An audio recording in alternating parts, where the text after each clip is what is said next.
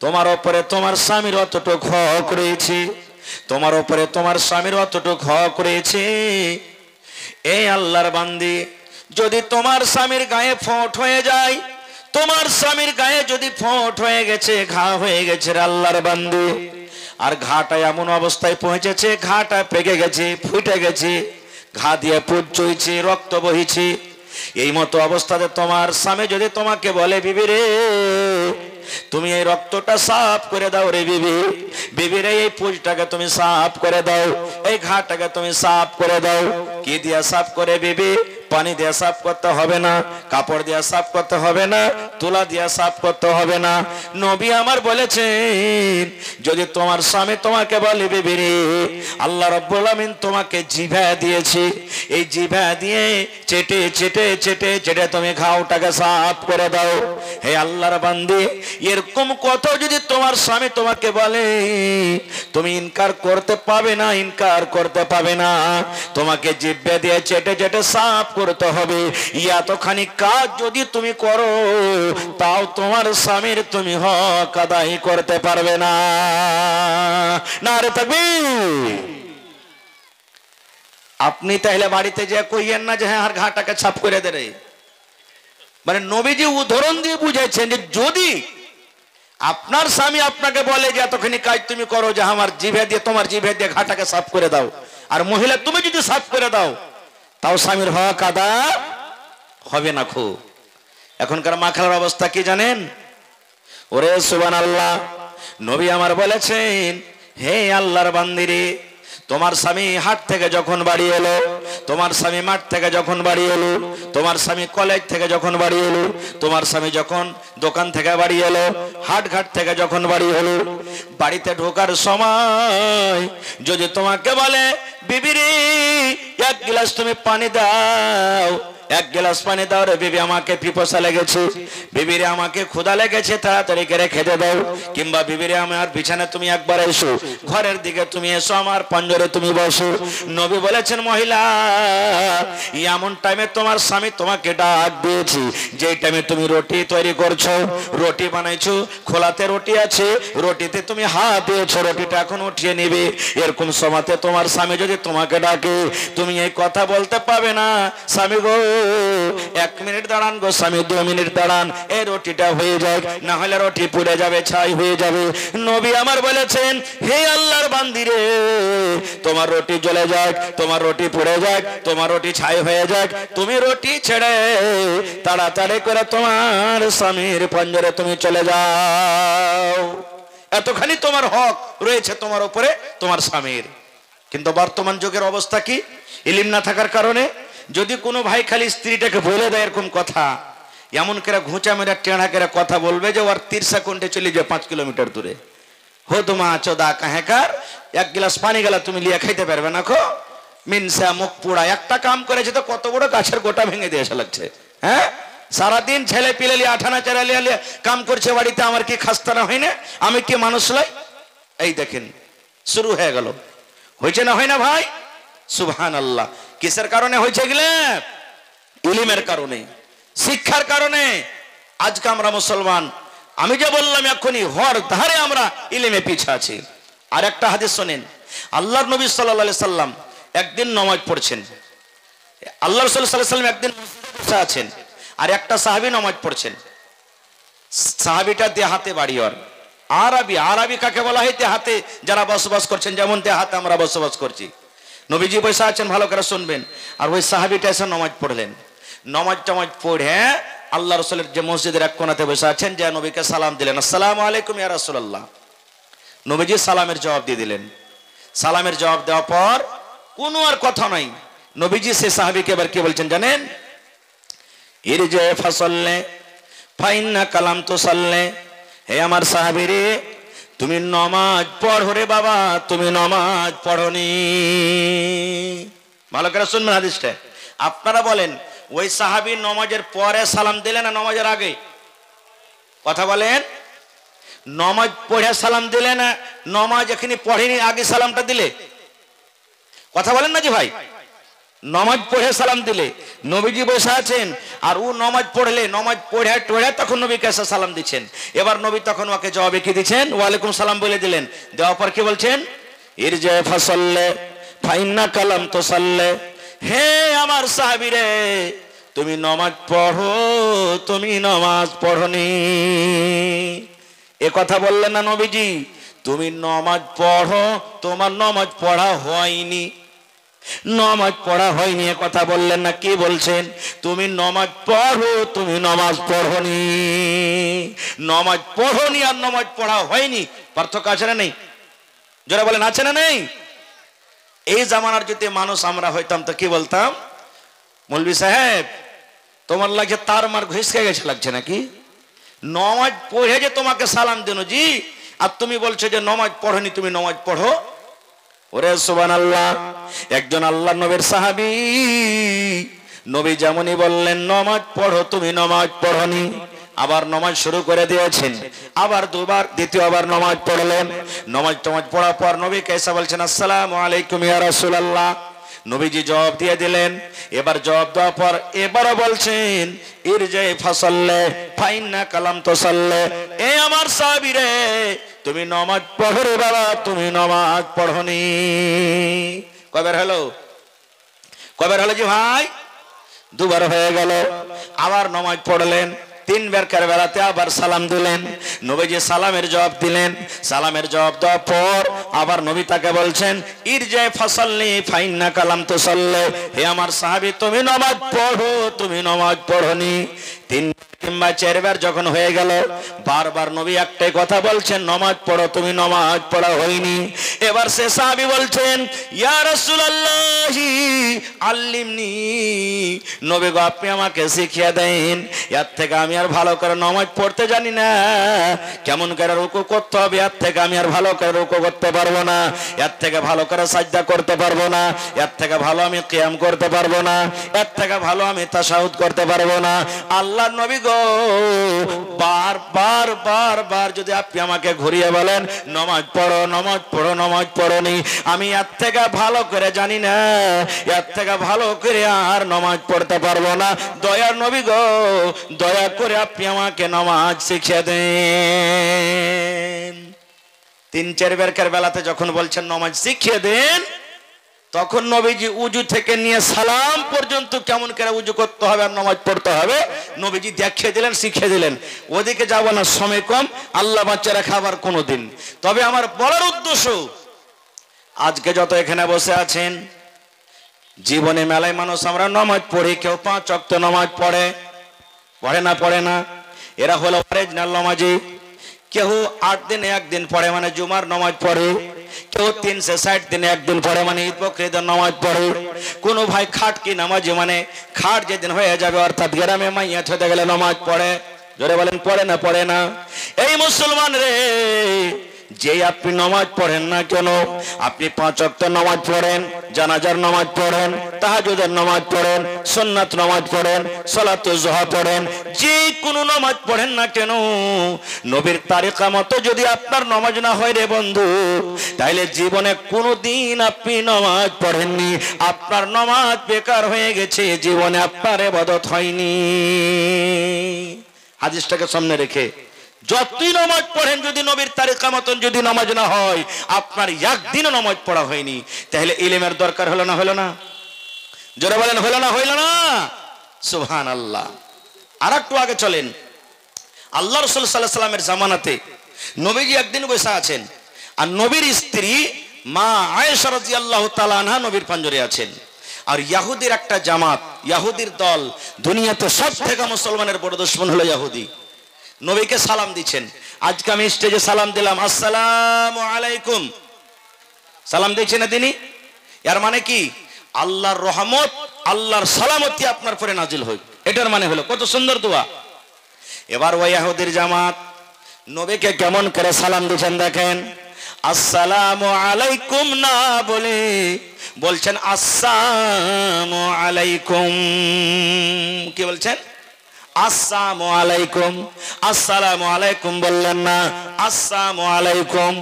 আসসালামু আলাইকুম মানে হলো হে নবী তোমার পরে মওত আসুক, তুমি মরে যাও, তুমি মরে যাও, হালাক হয়ে যাও। আসসালামু আলাইকুম, হে নবী তোমার পরে মওত আসুক। বদদুয়া হলো না, হলো না? জোরে বলেন হলো না, হলো না? এবার মা আয়েশা রাদিয়াল্লাহু তাআলা আনহা দেখেন, দুনিয়াতে যে কোনো পুরুষ হোক, ওর যদি স্ত্রীর সামনে যদি দোসরা কোনো মানুষ বুরাই করে, গাল দিতে স্ত্রী সহ্য করতে পারবে? পারবে না। খুব এবার মা আয়েশা যখন ওরে আল্লাহ জেনে নিলেন আমার নবীকে এই বেঈমানেরা ইহুদিরা গাল দিয়ে দিলে, বদদুয়া দিয়ে দিলে, সালামের জায়গাতে আসসালামু আলাইকুম না বলে আসসালামু আলাইকুম বলে দিয়েছি। এবার মা আয়েশা বলছেন ওয়া আলাইকুম আসসালাম ওয়াল লাআনা, হে ইহুদিরা রে, আমার নবীর জন্য তোরা বদদুয়া করলি, আমার নবী কেন মরবে? তোরা মর, তোর উপরে আল্লাহর গজব হোক, তোর উপরে আল্লাহর লানাত হোক। আমার নবী তোদেরকে কোনো গালি দেয়নি রে, আমার নবী তোদেরকে কোনো কষ্ট দেয়নি, আমার নবী তোদেরকে কোনো ভাষাতে কুকরম কথা বলেনি। তবে আমার নবীকে ভালো কথা না দিয়ে তোরা কেন বদদুয়া দিলি? হে বেঈমানেরা শোন, হে ইহুদিদের দলেরা শোন, তোর পরে মওত আসুক, তোরা হালাক বরবাদ হয়ে যা। হাদিসে মেলায় কথা আছে, আমি অধিকার যাব না। বলার উদ্দেশ্য মেন পয়েন্ট হলো মহিলারাও পড়ালেখা ছিলেন জামানাতে, তার লেগে তো ভুলটা ধরলে পারলে যে ভাই, জোরে বলেন পারলে না? পারলে না? এই টাইমে যদি মা আয়েশা পড়ালেখা না হইতেন তাহলে যে নবী কিরকম ভাবে ভাষাতে গালি দিয়ে দিলে ভুল ধরতে পারতো? আজকে আপনারা আমরা কোথায় আছি? যে ভাইরা বলেন বেটি ছেলেকে পড়িয়ে লেখে কি করবি? হ্যাঁ, ইয়াকে পড়িয়ে ফের কোন মাস্টার আর ইঞ্জিনিয়ার প্রফেসর করবি? ইয়ারা তো পরের বাড়িতে চলে যাবে, যে ছাই তুলবে, ঘোঁটা কুড়াইবে, ভাত রানবে, রুটি করবে, এই করবে ওই করবে। বেটি ছেলেকে ফের পড়িয়ে লেখে কি করবি? এটা ভুল, এটা ভুল। আর একটা হাদিস আপনাদের সামনে তুলে ধরি। যতটি লোক আমরা এখানে আজকে বসে আছি, আমি যদি প্রশ্ন করে দিই আরে আল্লাহর বান্দা, বাড়িতে তোমার স্ত্রী আছে, তোমার উপরে তোমার স্ত্রীর কতটুকু হক আছে যে তুমি স্ত্রীর হক আদায় করতে পারবে বলো তো? এটা নয় আমি বেটা ছেলে হয়ে গেলাম তো গাছের গোটা হয়ে গেলাম, আমি একটা বেটা ছেলে হয়ে গেলাম তা আমার পরে সব জিম্মেদারি শেষ, যা করবে মায়লোকই করবে। মায়লোকটা হলো গরু, ভুঁই, ছাগল, জানোয়ার, এটি আমরা মনে করি। না রে বন্ধু না। আল্লাহ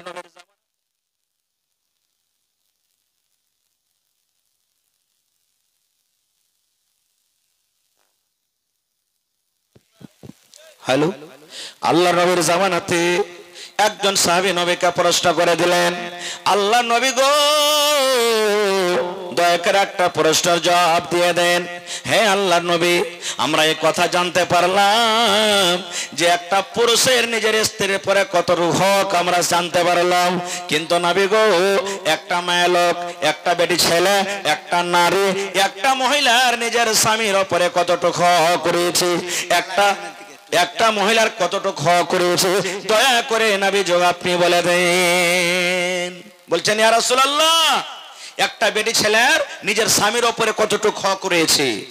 নবী আমার কি বললেন দেখেন, হে আল্লাহর বান্দারে, একটা বেটি ছেলের নিজের স্বামীর উপরে 4খানা হক রয়েছে। কত হক? 4খানা হক রয়েছে।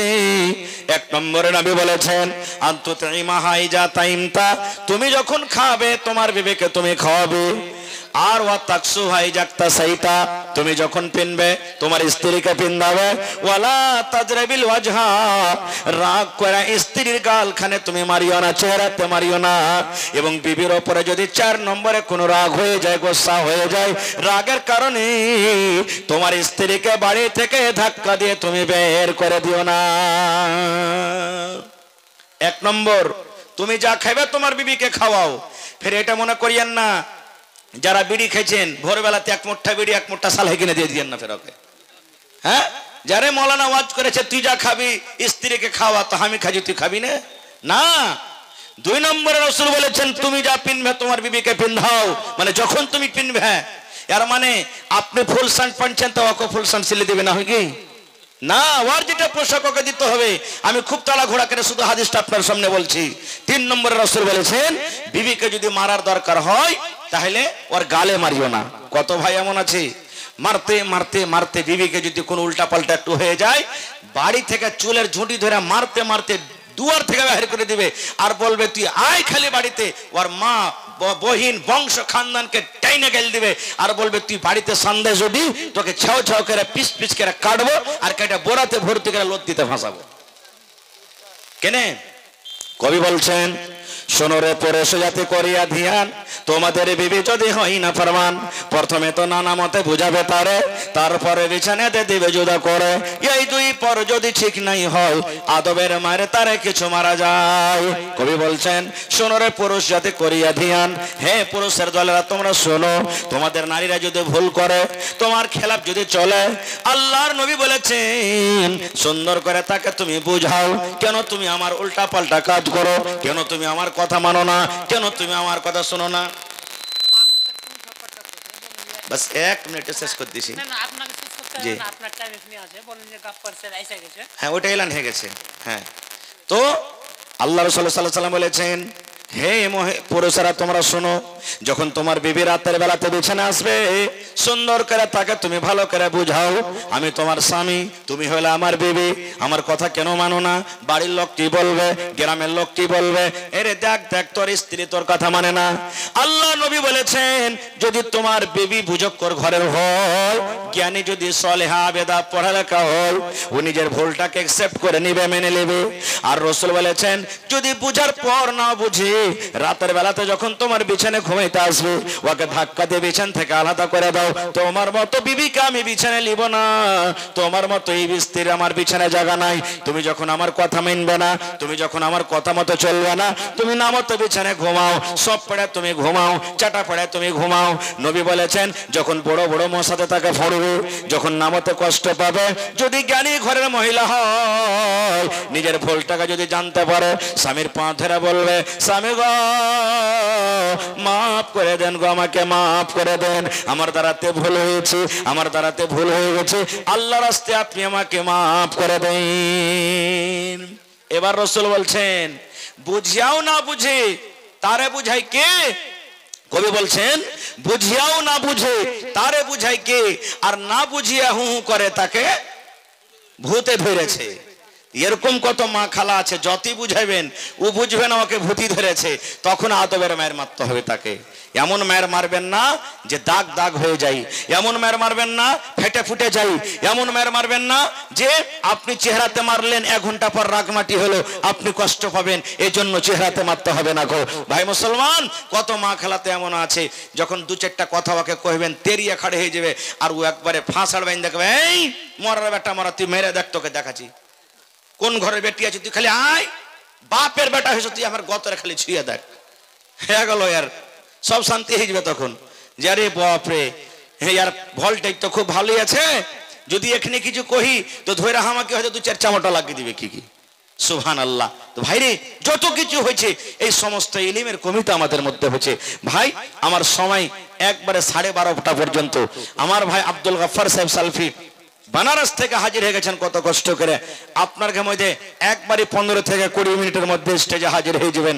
তো আল্লাহর ওয়াস্তে এই মাদ্রাসা একটা হেফজুল কোরআন মাদ্রাসা যেখানে দিন আর দুনিয়া দুটাই তালিম হয় যেখানে দিন আর দুনিয়ার তালিম হয় যেখানে আপনি বাচ্চাকে ছেড়ে দিয়েছেন আপনার বাচ্চাকে ওখানে একটা সুন্দর মানুষ তৈরি করা হয় যেখানে রূহকে খাবার দেওয়া হয় এরকম ইলমের জায়গাতে আপনি তাকে ফেলেছেন।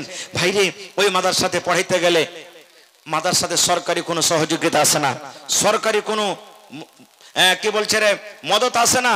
মাদ্রাসার সরকার হলেন আপনারা মাদ্রাসাকে কিভাবে চালাইতে হবে আপনারাকে ভাবা চিন্তা করতে হবে টিচারকে কিভাবে বেতন দিতে হবে বিজলির খরচ কোন থেকে আসবে বেঞ্চ ডেস্কের খরচ কোথা থেকে আসবে কেমন করে মাদ্রাসার রুম বনবে এই সারা কিছু আপনারাকে উঠাইতে হবে।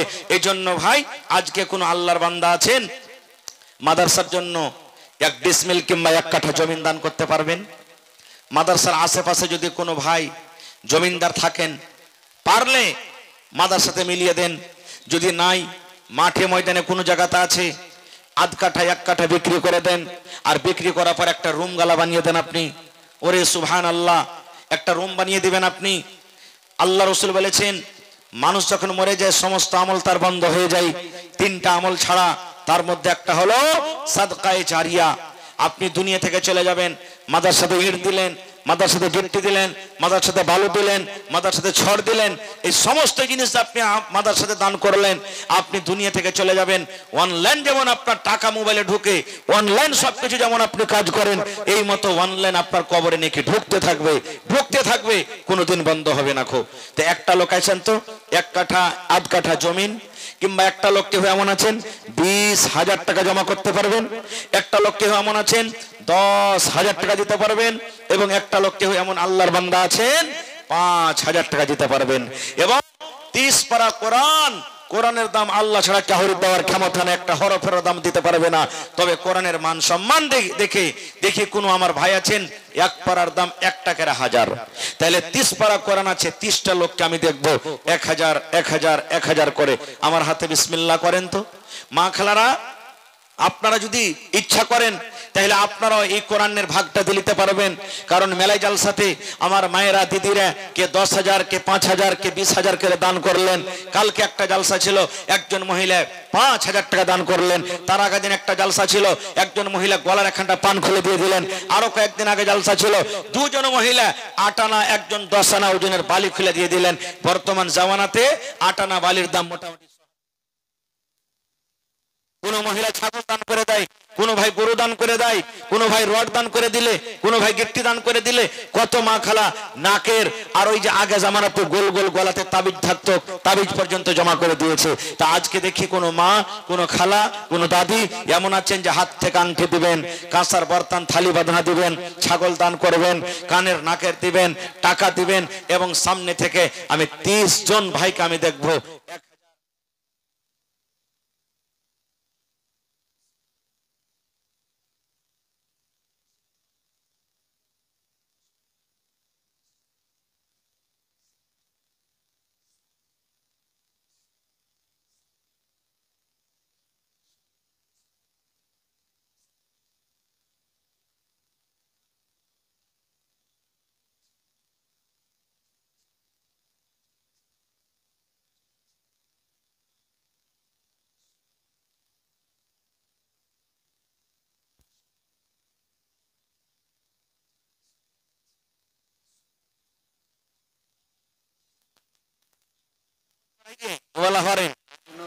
জি আজিনুর খাতুন।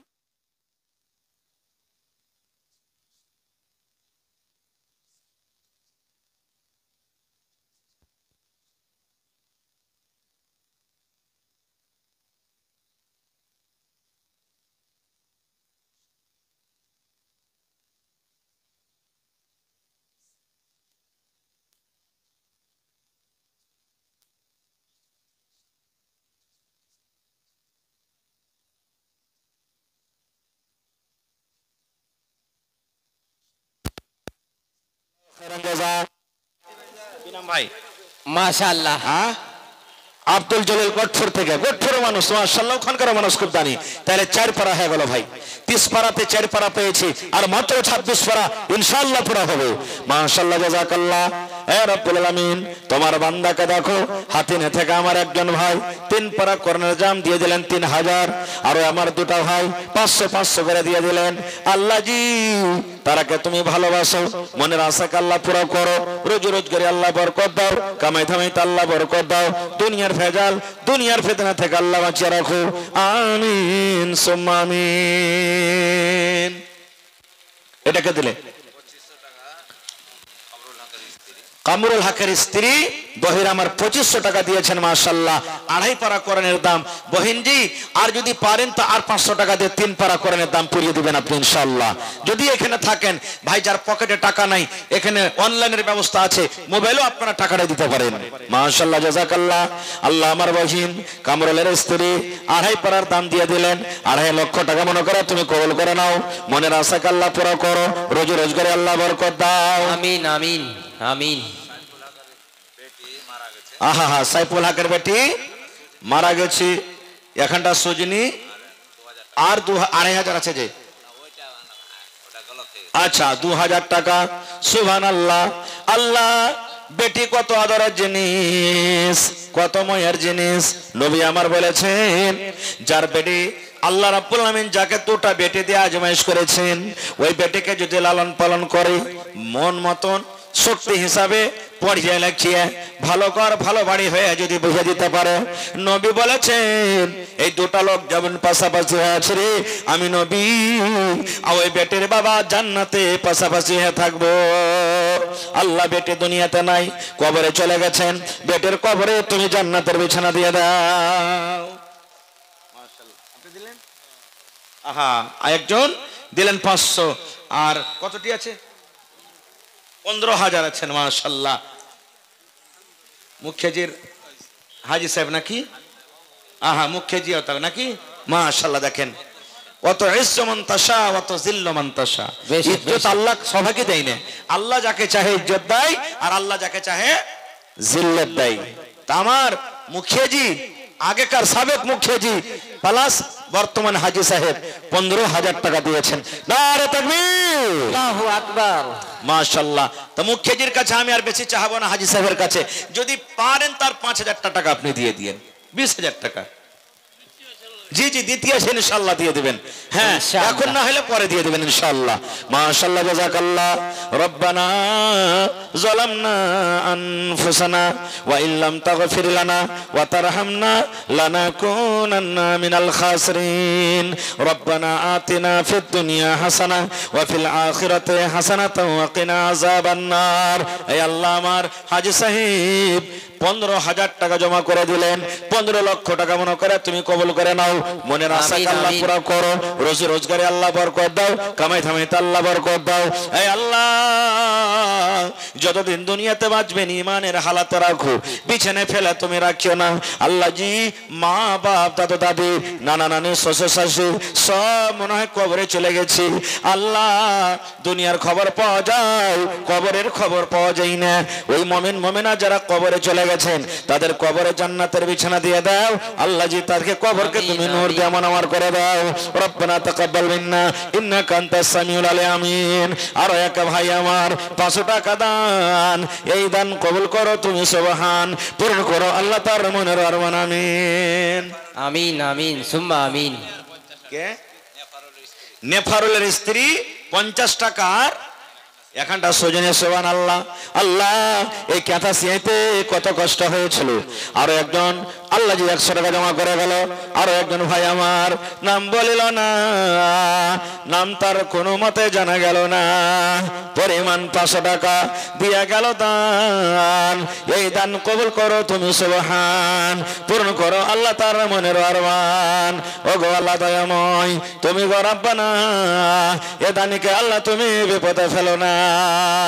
আপনারা এটা মনে করিয়েন না যে মাওলানা 500 থেকে তো কমে চাহিনি, তো 500 টাকা তো দিতে পারবো না, হয়তো 100 250 10 20 টাকা করে দিব, তো মাওলানা তো এগুলো চাহিনি। ভাই, একটা আবদার রেখেছি, কিন্তু আপনি যদি 10 টাকা এখানটা ইটের দাম দিতে পারেন তো ওখানটা দিয়ে দেন। कितनी छोटी होने की उसे हल्की ना जान, कितनी छोटी होने की उसे हल्की ना जान, रब की बख्शिश के लिए कोई बहाना चाहिए। আল্লাহ কখন কোন আমলে কাকে মাফ করে দিবে খুশি হয়ে যাবেন, আল্লাহ ছাড়া কেউ জানে না। এই লাগা ভাই আমার শেখ আব্দুল গফফার সাহেবকে আপনারা শুনতে চাইছেন, এই জন্য আপনারা 10 থেকে 15 মিনিটের মধ্যে 10 20 100 200 যার পকেটে যেটা আছে দিয়েছেন তাও, না দিয়েছেন তাও, মোহাব্বত ভালোবাসা দেখিয়ে একটু স্টেজ আপনারা হাজির করে দেন। আর একবার সামনে চাদর ঘুরিয়ে দেন আমার ভাইয়েরকে, চাদর দিয়ে দেন একটা সুন্দর করে, চাদরে চাদরে আমার ভাই দিবে। কত ভাই হয়তো আসতে কষ্ট, আর মা খেলাকে পেন্ডালে তাও চাদর দিয়ে দেন। মাশাআল্লাহ। আল্লাহ, একজন আমার ভাই 100 টাকা, আরো একজন ভাই আমার 100 টাকা দিয়ে গেল। আল্লাহ তারকে দানকে তুমি কবুল করে নাও, মনের আশাকে আল্লাহ পুরো করো। আরো এক ছোট ভাই 50 টাকা দান, এই দান কবুল করো তুমি, সুবহান, পূরণ করো আল্লাহ তার মনের আরমান। ও গো আল্লাহ দয়াময়, তুমি গো রব্বানা মাফ করে দাও আল্লাহ জীবনের গুনাহ। মাশাআল্লাহ। ওই দেখেন আসতে শুরু হয়ে গেছে। একজন ভাই আমার 50 টাকা, মাশাআল্লাহ। আরো একজন ভাই আমার 50 টাকা দিয়ে গেল। আল্লাহ তারকে দানকে তুমি কবুল করে নাও। আসেন, লাইন লেগে যান ভাই, চট করে আসেন। হয়নি, হবে না, হতে পারে না, আমার নবীর সাথে কারো তুলনা। মাশাআল্লাহ। আমার জনাব নেফারুল সামেতি সাহেব রাতনি 12,500 টাকা, তা আর 2,500 হলে যে 15,000 টাকা হয়তো চলে গেছে নাকি? আহা হা। তারপরে ডাক্তার মাহবুব আলম বিন আব্দুর রহমান রাত্রি 11,000 টাকা, মাশাআল্লাহ। তারপরে জনাব আনোয়ারুল হক বিন তাহির হোসেন রাতনি 7,100 টাকা। তারপরে আশিক বিন মনসুর আলম রোনিয়া থেকে 9,000 টাকা। আশরাফ মিস্ত্রি 5100 টাকা। জনাব আকবর মিস্ত্রি ঘোড়া ও গেঠোরা 5,000 টাকা। জনাব মিজানুল হক খাসিন মাদ্রাসা হাজা 6100 টাকা। আনোয়ারুল হক বিন মতিউর রহমান রত্নি 5,000 টাকা। জনাব মুজাহিদ আলম বিন মোহসিন রত্নি 500 টাকা। টোটালে 61,300 টাকা। নারে তাকবীর, আল্লাহু আকবার, জাযাকাল্লাহ, হায়াকাল্লাহ, বারাকাল্লাহ। ও রব্বুল আলামিন, তোমার বান্দারাকে দেখো, তোমার কোরআনের জন্য মন খোলা খোলা দান করেছেন। আল্লাহ জি, তুমি কোরআনে বলেছো ইন্নাহু আলিমুম বিযাতিস সুদূর, মানুষের অন্তরের কথা শোনা